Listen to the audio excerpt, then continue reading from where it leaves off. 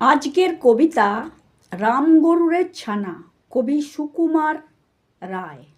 রামগরুরের ছানা, হাসতে তাদের মানা। হাসির কথা শুনলে বলে, হাসবো না না না না। সদাই মরে তাসে, ওই বুঝি কেউ হাসে। এক চোখে তাই মিটমিটিয়ে তাকায় আশেপাশে।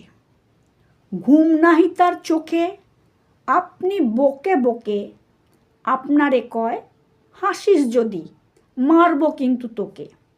যায় না বনের কাছে কিংবা গাছে গাছে, দক্ষিণ হাওয়ায় সুরসুরিতে হাসিয়ে ফেলে পাছে।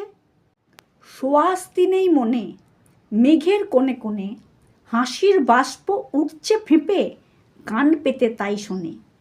ঝোপের ধারে ধারে রাতের অন্ধকারে, জোনাক জলে আলোর তালে হাসির ঠারে ঠারে।